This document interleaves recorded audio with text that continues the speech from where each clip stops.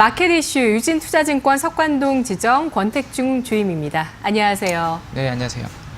네, 오늘의 이슈입니다. 정부에서 해운 산업을 재건하겠다는 발표를 했습니다. 지난주 해수부 장관의 발언이 있었는데요. 오늘 그 관련한 이슈 알아볼게요. 네, 지난주 금요일 같은 경우에는 해운업종 전반적으로 해운대 상선, 페노션 등 관련주들의 상승이 좀 두드러지게 나타났던 부분이 있는데요. 정부에서 해수부 측에서 발표한 내용이 좀 있죠. 간단하게 요약을 좀 해드리면요.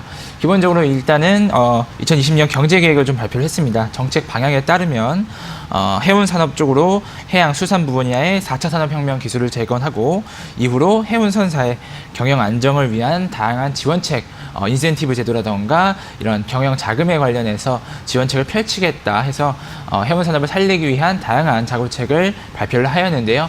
이에 따라서 관련 업종이 긍정적인 흐름을 보였다. 이런 내용이 금요일날 이슈가 있었습니다.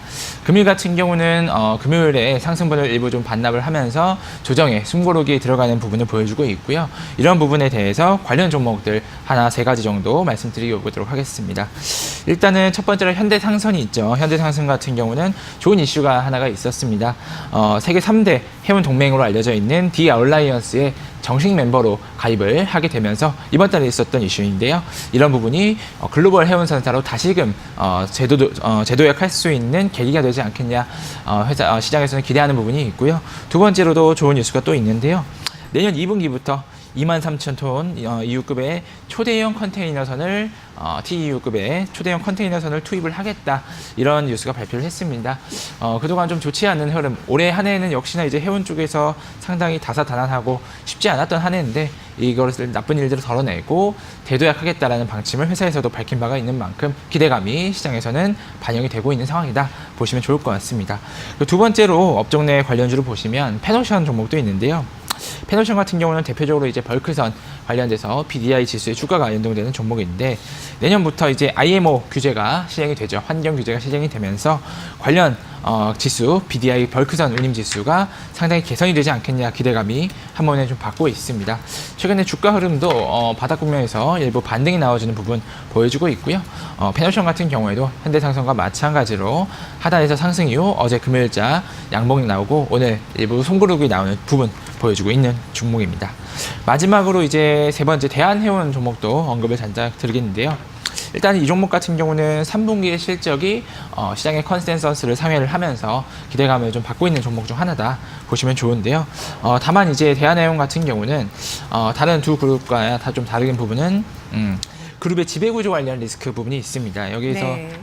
이런 리스크를 잘 짚어주셔야 투자하는 데 좀 도움이 많이 되실 것 같고 여기도 호재 하나만 또 말씀드리면요. 최근에 이제 LNG선 관련돼서 쉘사와 3,500억 규모 대규모 이제 계약 공식을 나오면서 내년에 기대감을 또 높여주고 있는 기업이다 보시면 될 것 같습니다. 네, 사실 시장에서 크게 부각되지 않는 섹터인 해운주에 대해서 굉장히 구체적으로 분석을 해주셨는데요. 최선호주 꼽아보겠습니다. 수익 날 종목 어떤 쪽일까요? 네, 최선호주 종목은 현대상선을 좀 꼽아봤는데요. 현대상선 같은 경우에는 기업 쪽에서도 그렇고 정부 측에서도 2020년 가장 유망한 종목이다 보실 수가 있는데 일단은 내년 하반기부터 컨테이너 쪽으로 특히 적자 규모가 상당히 크게 개선되지 않겠냐 기대감을 받고 있는 종목입니다.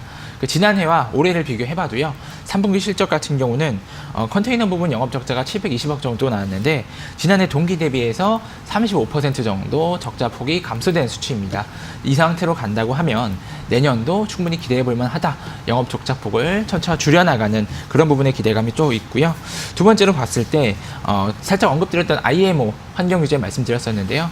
이런 부분에 있어서 우리나라에서 가장 대응이 잘 되는 기업이 어디냐 하면은 현대상선입니다. 사전적으로 규제에 맞춰서 스크러버 등 탈황유 이런 정비들을 미리 다 설치를 했기 때문에 다른 상선 기업들보다도 오히려 규제에 대해서 수혜를 볼 수도 있는 종목, 이런 종목이 현대상선이 되겠다.